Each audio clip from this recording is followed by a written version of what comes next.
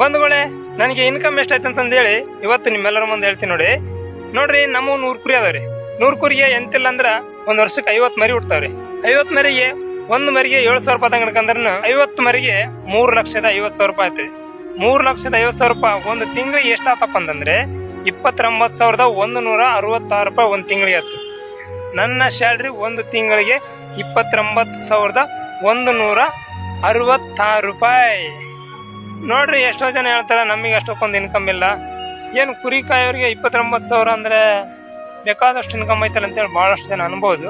ಇದ್ರಾಗ ತುಂಬಾ ಕಷ್ಟ ಐತ್ರಿ, ತುಂಬಾ ಅಂದ್ರೆ ತುಂಬಾ ಕಷ್ಟ ಐತ್ರಿ. ಮಳಿಗಾಲದಾಗ ಕುಂಟು ಕುಳ್ಳು ಮರಿಗೆ ಹಾಲಾಗಲಾರ್ದು ಎಲ್ಲ ನೋಡ್ಕೋಬೇಕ್ರಿ. ಆಮೇಲೆ ಕೆಲವೆಲ್ಲ ನಷ್ಟ ಆಗ್ತಾವ್ರಿ, ಕೆಲವೊಂದು ಸುಸ್ತಿ ಜಡ್ಡು ಅಂತೇಳಿ ಬಂದು ಸಾಯ್ತಿರ್ತಾವ್ರಿ, ಅಂತವನ್ನೆಲ್ಲ ಅನುಸರಿಸ್ಕೋಬೇಕು.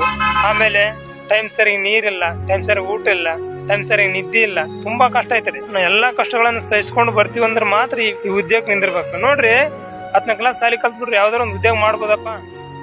ಯಾವ್ದೇ ಒಂದು ಉದ್ಯೋಗ ಸಿಗ್ತೈತಿ. ಯಾವ್ದು ಉದ್ಯೋಗ ಆದ್ರೂ ಕೂಡ ನಡಿತೈತಿ ಅಂತಿರಲ್ಲ, ಅದೇ ರೀತಿ ಕುರಿ ಕಾಯೋದಾದ್ರೂ ಕೂಡ 10 ವರ್ಷ ಸರ್ವಿಸ್ ಇರ್ಬೇಕು. 10 ವರ್ಷ ಸರ್ವಿಸ್ ಇತ್ತಂದ್ರ ಅವನು ಬಿಸಿಲು ಮಳೆ ಚಳಿ ಗಾಳಿ ಎಲ್ಲಾ ಅನುಭವಿಸಿದ್ರೆ ಅವ್ನ 10 ವರ್ಷ ಕುರಿ ಕಾದನಪ್ಪ ಅಂದ್ರೆ ಅವನಿಗೆ 100 ಕುರಿ ಕಾಯಕ ಶಕ್ತಿ ಇರ್ತದೆ, 100 ಕುರಿ ಕಾಯಕಷ್ಟು ತಾಳ್ಮೆ ಇರ್ತದೆ. ಅವ್ನ ಏನಾರ ಕುರಿ ಕಾಯೋದು ಅಭ್ಯಾಸ ಇಲ್ಲಪ್ಪ, ಸಾಲಿ ಕಲ್ತಾನಂತಂದ್ರೆ ಅವ್ನಿಗೆ 100 ಕುರಿ ಅಲ್ಲ 10 ಕುರಿ ತಂದು ಕೊಟ್ರು ಕೂಡ ಕಾಯಕ್ಕಾಗಲ್ಲ. ಇದು ಕೂಡ ಅಷ್ಟೇ ರೀ.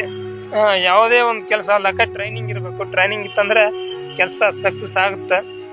ಅದರಂತಂಗೆ ನಾವು ಕೂಡ ಒಂದು 10 ವರ್ಷ ಕಷ್ಟಪಟ್ಟು ಇನ್ನೊಬ್ರ ಕೈಯಲ್ಲಿ ಜೀತಕ್ಕೆ ದುಡಿದು ಕಷ್ಟಪಟ್ಟಿದ್ವಿ.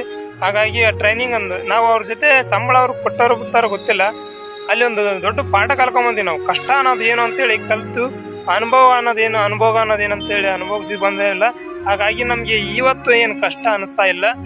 ನಮ್ಮ ಕುರಿ ಕಾಯ ಕಸ ಬಂದ್ರೆ ನಾವು ಹೆಮ್ಮೆಯಿಂದ ಹೇಳ್ಕೊಂತೀವಿ. ಕುರಿ ಕಾಯೋದು 1 ನಂಬರ್ ಅಂತ ನಾವು ಈ ಮೂಲಕ ಕೇಳಕ್ ಇಷ್ಟಪಡ್ತೀನಿ. ಹಾಗೇನೆ ಎಲ್ಲರೂ ಯಾರಾದ್ರೂ ಕುರಿ ಕಾಯ್ಬೇಕಂದ್ರೆ 10 ವರ್ಷ ಸರ್ವಿಸ್ ಇರ್ಬೇಕು, ಹಂಗಾದ್ರೆ 100 ಕುರಿ ಕಾಯಕ್ ಸಾಧ್ಯ ಅನ್ನೋ ಒಂದು ಮಾತು ಹೇಳ್ತಾ ನಿಮ್ಮೆಲ್ಲರಿಗೂ ಧನ್ಯವಾದ ಹೇಳ್ತೇನೆ. ಜೈ ಹಿಂದ್, ಜೈ ಕರ್ನಾಟಕ ಮಾತೆ.